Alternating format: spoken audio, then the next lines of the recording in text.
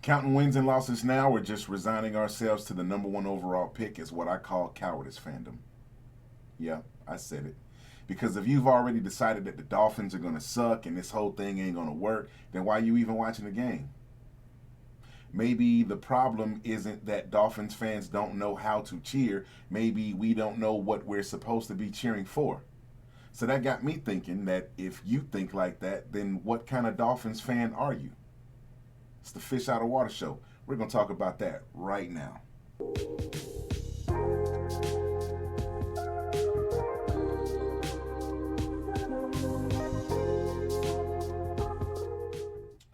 And we are back at it. Happy new football season, everybody. We made it. Yeah. With the ACC Conference College Football Media Days behind us and the Miami Dolphins rookies finally reporting to camp, it is officially the new football season. For me, anyway. I'm not sure when it starts for you. Maybe it's the first preseason game, or maybe it's when they start playing high school ball in your local town. Whenever you celebrate, happy football season. It's here, y'all. We made it. Now, this particular episode is going to hit a little bit different because for the last 3 episodes, we've been keeping our friends close and the enemies closer, and we asked what the New York Jets and the Buffalo Bills and the New England Patriots were trying to become. We studied what they did, why they did it, the problems they were trying to solve, and how that might affect our Miami Dolphins. But now, we got to turn that same microscope around, because after spending 3 episodes asking what they doing over there, maybe it's time we ask, what are we becoming? And I don't just mean the Miami Dolphins, I'm talking about us. Excuse me, can you tell us? The fan base. Because I've been watching Dolphin fans react to this offseason, all offseason, and I've noticed the obvious.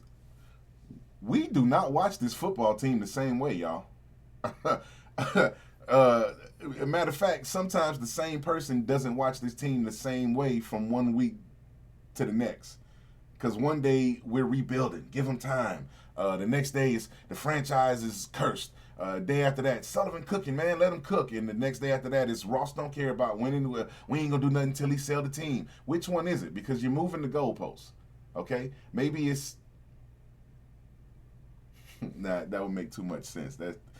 That's common sense, and we know how that goes. So listen, here's your core thesis for the episode. The problem isn't that Dolphins fans don't know how to love the Dolphins. We know that we love this team, and we know that we want them to win, right?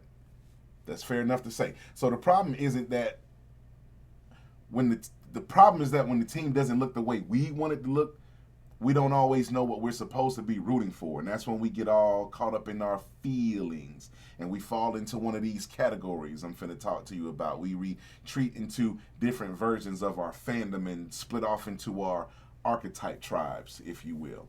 So what I just described is a recurring and reoccurring theme within the Dolphin fandom. While both mean to happen again, recurring typically implies frequent, periodic, or systematic repetition, whereas reoccurring simply means an event happens again, not necessarily in a predictable pattern. But in this particular instance, it is a predictable pattern because we're talking about the new football season rolling around. So what I don't want to do is I don't want to make this these fans are wrong. I want to make it, where do we fall on what I call the fandom spectrum? And that's going to be more inviting and, gives people room to reflect instead of feeling like they're being assigned a label, because I don't think anyone has bothered to examine how we think about being a fan, because that also feels like a Fish Out of Water Show episode. That's much more interesting to talk about than is Miami going to go 10-7 or we going 7-10. This show has increasingly become about examining football thinking rather than just reacting to football news. Okay, we don't want to be sheeple and we don't want to be puppets. So with all of the changes down there in Miami Gardens, Carroll City, some of these Dolphin fans are out there with visions and delusions of grandeur, talking about a 1-year turnaround and becoming a playoff team and getting to a Super Bowl. Don't do drugs. If you're doing it, stop it. Get some help.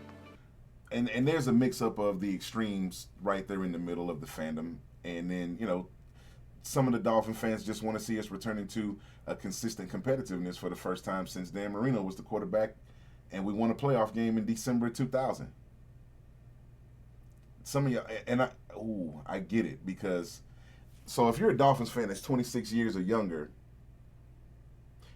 you have never seen this team win a playoff game. That's rough, buddy. And some of us simply have realistic expectations for the Dolphins just in order to prove that this rebuild is at least starting off on the right track. So the question is, which fan are you being right now? As the new season is just beginning, and is that lens allowing you to realistically evaluate what the Dolphins are actually building, as it's time to ask, what are we becoming? Not just as a football team, but as Dolphins fans. And that will take us right into our first segment. What does realistic even mean? Because I came across these two articles from the South Florida Sun-Sentinel.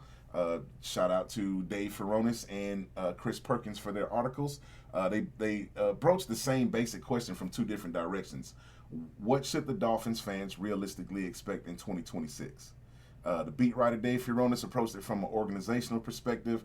Chris Perkins approaches it from the defensive football perspective. And I think when you put those two perspectives together, they tell us something pretty important about this team. This Dolphins season might need to be evaluated differently than what we're accustomed to evaluating a football season. Now, that might just sound a little bit crazy, but what's the first thing we always ask? What's our record going to be? Hey, what we going to be, 9-8, 10-7? What we think we're going to get to the playoffs? Playoffs? Don't talk about it. Playoffs? You kidding me? Or we going to be 6-7? I mean, I'm sorry, we're going to be 6-11. Or we going to get a top 5 pick?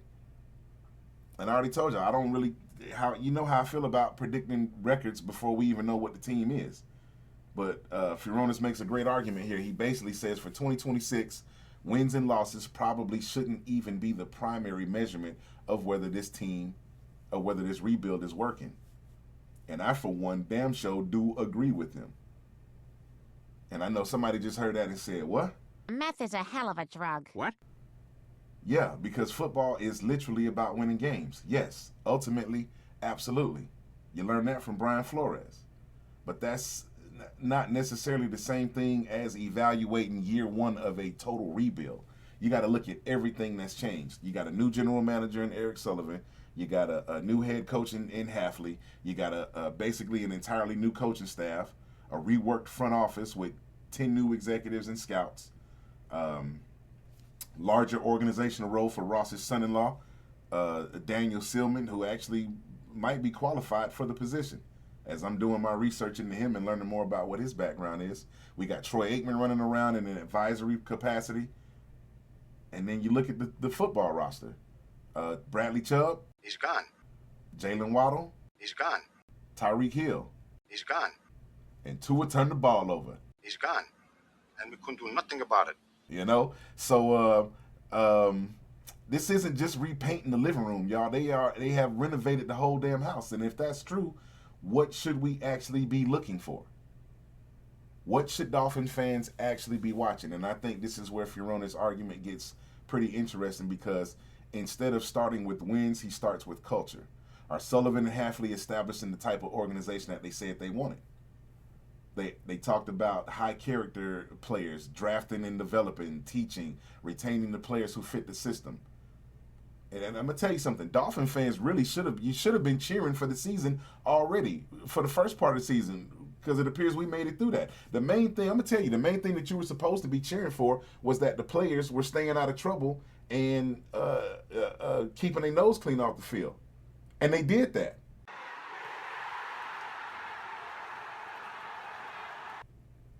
So you should be cheering the news that they've been receptive in OTAs and camps, that they've been receptive to the coaching and fitting into this, this new way of Dolphin life, this new Dolphins culture that we got. So the next thing that you should have been cheering for is that Caden Crispy Proctor shows up with his gargantuan ass up to camp in shape, on time and in shape, and under 350 pounds.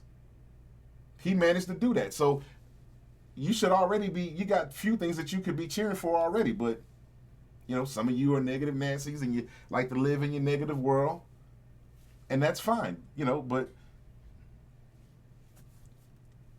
we got to come out of that mode. So anyway, what's needed is you need to be able to see. You need to see signs that there is a young nucleus starting to fuse together to form the atom of success. The next thing you cheer for is the front office sticking to what they said they would do. Building through the draft, and more importantly, holding true to their word about the building blocks of this team. Can the holdovers from a previous regime make it through this regime? Devon Achane, offensive lineman Aaron Brewer, Jordan Brooks, can they prove to truly be the building blocks for this new direction? Clearly they feel like it because they just put the money where their mouth is and gave these guys new contracts. So year one gives us questions that we can actually answer. Are players buying into the coaching? Are they staying out of unnecessary trouble? Are they becoming more disciplined? Are they playing for each other out there? And most importantly, are the young players developing? That's what I'm watching. Patrick Paul, beast amongst boys. I'm not worried about him, and neither are you. Who I'm worried about is Chop Robinson. Chop, leaps and bounds, homeboy.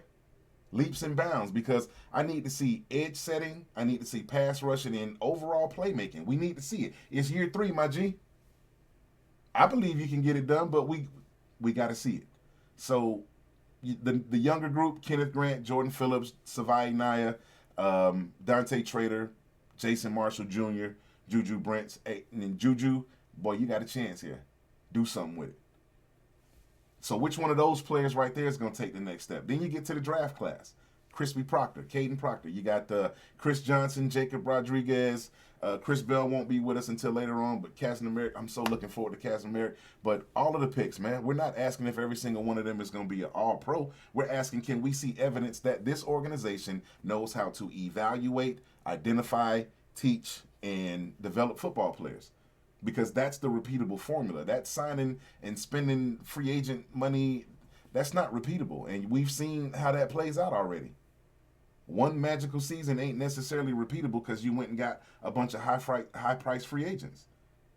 But if you can consistently draft, develop, retain, and replace talent, wash, rinse, and repeat, now you're building something. And Dolphin fans haven't seen enough of that. We didn't see shit.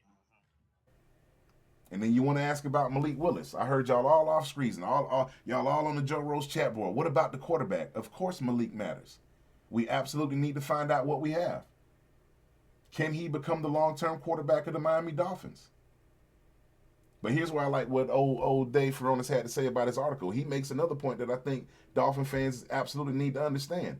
Malik Willis does not have to be the answer for this season to be successful as a rebuild. Say it with me now. Malik Willis does not have to be the answer to this season for this rebuild to be considered successful. If Malik Willis plays well, so be it. Hafley and Sullivan saw something at the time that they liked in Green Bay. They made their evaluation. They were right. And now maybe you got your quarterback. But if Malik don't prove out to be the guy, it's okay. Now you know.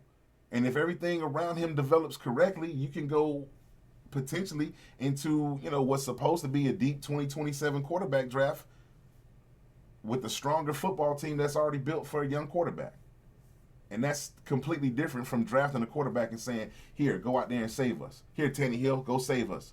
Here, Tua, go make it happen. Which is what we've done. So the objective should be build a football team that's capable of supporting the quarterback, not a quarterback required to compensate for everything that's wrong with the football team.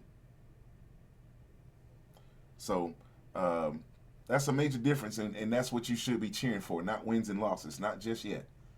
So getting to the defense, what the defense should actually look like. And Chris Perkins looks at a realistic expectation from another angle. The defense, and his basic point is this: we don't know exactly what this thing is going to look like yet. And guess what? That's okay. Because Hafley himself doesn't appear to be obsessed with the label of whether or not we're going to be running a 4-3 or a 3-4, a nickel, a big nickel. Hafley's basic philosophy appears to be, what players do I have? What can they do? and how do I put the best 11 players on the field? That's football, not I run this system so everybody's got to fit inside my cookie cutter process. Mike Kelly of the CFL and former head coach of Valdosta State University. Worst coach I ever played for. Listen, so no, personnel dictates the usage, okay? Realistically, what are we watching? Up front, you want to see Zeke and Zach. You want to see Jordan Phillips. You want to see Kenneth Grant. Can he move around the line? Can they control the line of scrimmage? What kind of different fronts can we create? How many fronts can we come with? Then you got Chop Robinson on the edge, David Ajabo, Josh Uche, maybe Trey Moore. I have no doubt Trey Moore is going to contribute. He's going to be a rover between defensive end and linebacker. Where will the consistent pressure come from? Because that's still the legitimate question for that locker room. And then linebacker. Tyrell Dotson aside, because some of y'all know how I feel about Tyrell Dotson, but Willie Gay, Jacob Rodriguez, and Jordan Brooks, I got no beef with that lineup. So if it's a 3-4, 3-3, I do not care. I just want to see them dudes on the field at the same time. So then can Hafley and Sean Dugan find a way to put combination of those guys on the field without forcing players into a role that doesn't necessarily fit them? Then we get to the secondary. And that's where the questions get a whole lot louder. About as loud as Dante Trader sounding right now. He sound real good. Talk is sweet, but we're going to need to see it.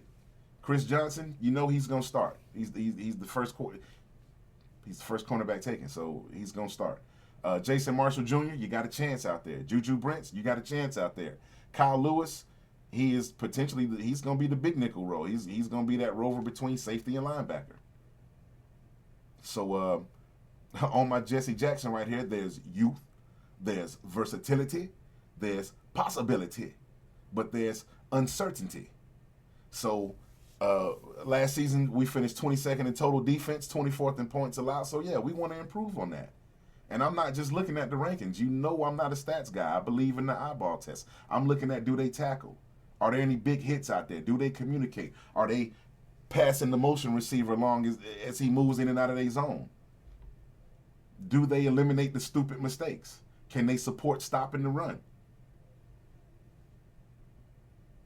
You know, we might even blitz from the secondary. Can they generate pressure? You know, as long as, do the young defensive backs develop? Can Hafley actually adjust his scheme to the personnel? So, you know, that's how you evaluate whether the defense is actually going somewhere or actually doing something out there. And that's going to bring us up to the real subject of this episode, because depending on what kind of Dolphin fan you are, you might have heard everything I just said completely different. Matter of fact, I know you did. You heard it completely differently. And now we're finna get to the fun part, because I want to know, what kind of Dolphin fan are you? Because I think that there are several different Dolphin fans living inside of this fandom, and honestly, I hope everybody gets offended. I'm not assigning permanent labels. These are lenses of perspective. All right, so the ways that we process what happens to this team. Matter of fact, by the end of this, you might just realize the truth of it all. That nah, that make too much sense. Anyway, I have identified at least 8 different types of Dolphin fans. Okay. Let me try attention. This is the fandom spectrum that I created. You know, your boy good with the graphics and the matrices and all of that good stuff like this. So this is the vertical axis, okay? At the top is the fan that I've been trying to become more of, and I hope this show increasingly represents the football student, okay? The football student asks, what is this team becoming?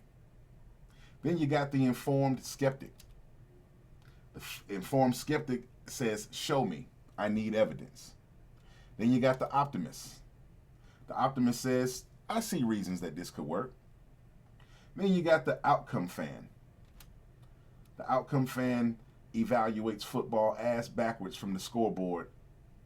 It says, as Miami wins, then it was a good game. Miami loses, then it was a bad game. And then right here you got the casual fan. The person watches on Sunday, they celebrate the touchdowns, they get mad at the interceptions. They might not know who the backup left guard is, but you know what? That's okay. Then you got the anti-front office fan.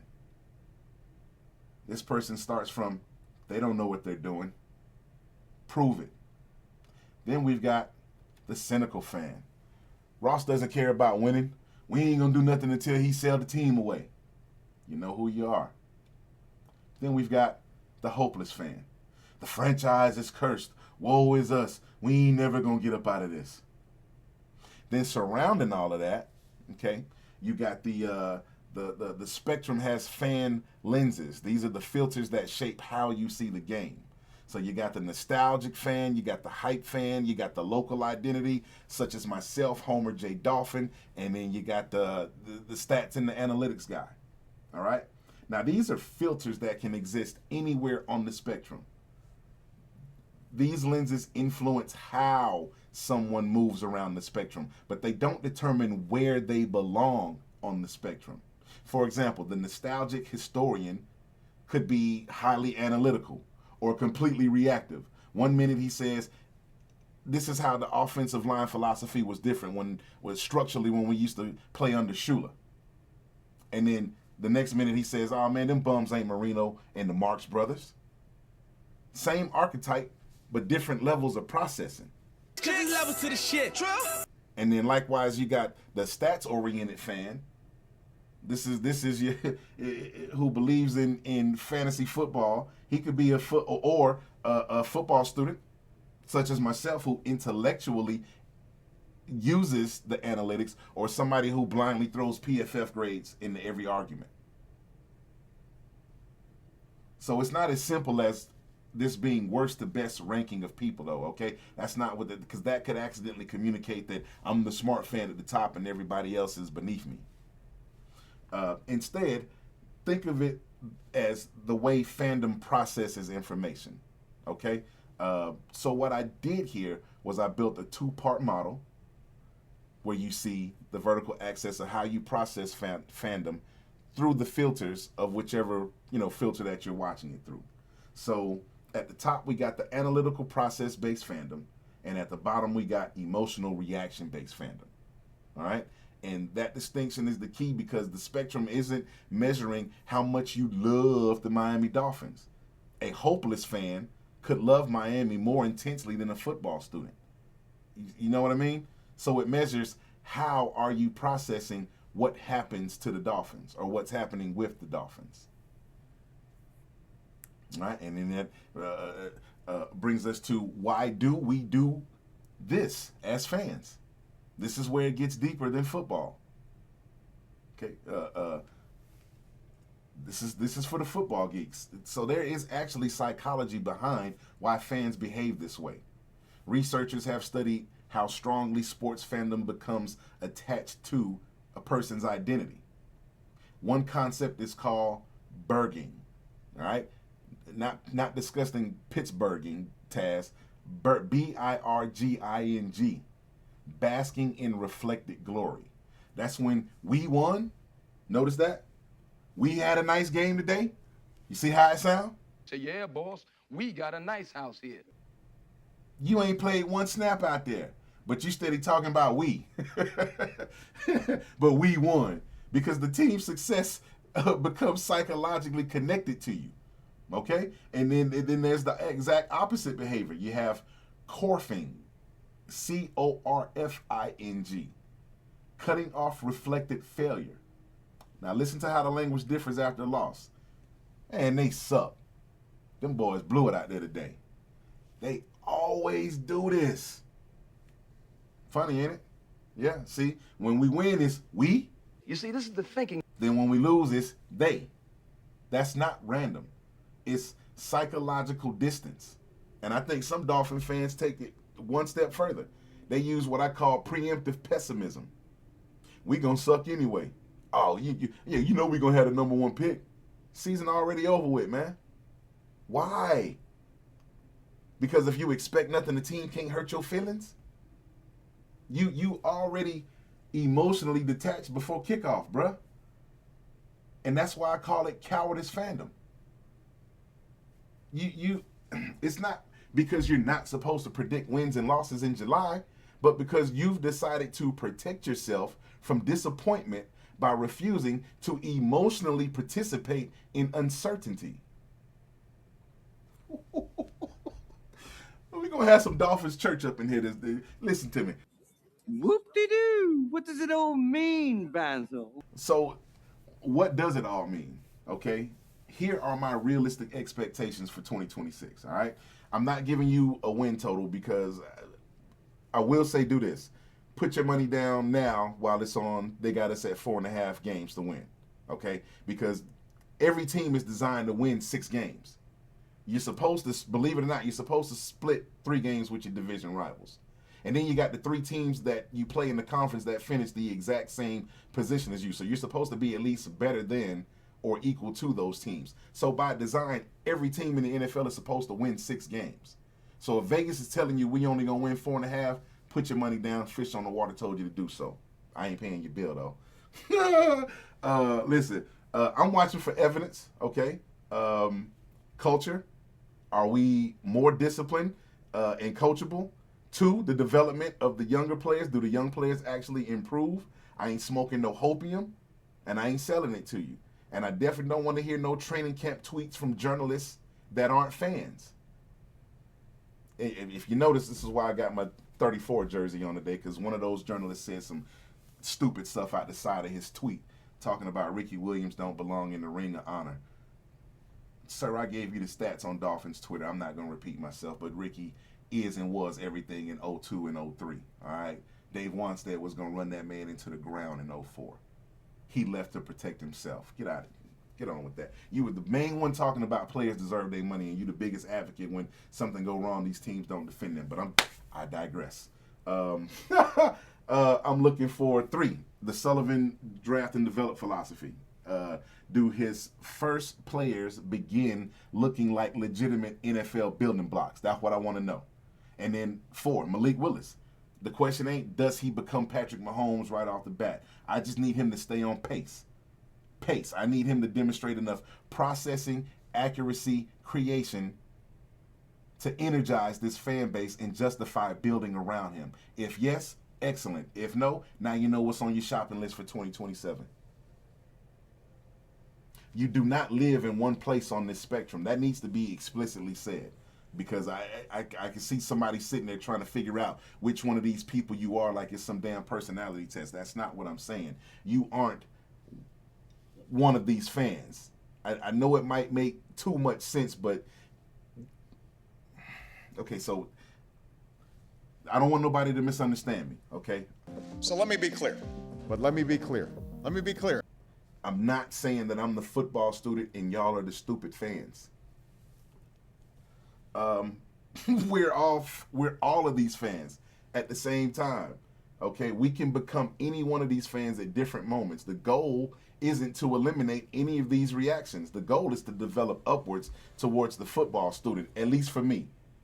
Some of y'all are happy, you know, where you're at on the spectrum, you know, due to things in your personal life, and, you know, I ain't touching that with a 10-foot pole, okay? So, but in closing, let me get up out of here, because what kind of Dolphin fan are you? All right? Hopeless, optimist, outcome, anti-front office, nostalgic optimist. It changes with what we see and what we've experienced as fans in the past, and what we're afraid is going to happen next. But here's my challenge, okay? So when training camp starts, when preseason starts, when week 1 gets here, and especially when something goes wrong during the season, ask yourself in that moment, which fan am I being right now? And is that version of you allowing you to evaluate this team fairly? Because now it's time to watch, what are the Miami Dolphins becoming? And maybe, what are we becoming with them?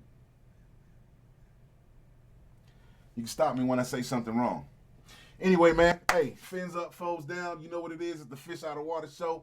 We're going to see y'all on the next one. Hey, it's football season, y'all. Yeah!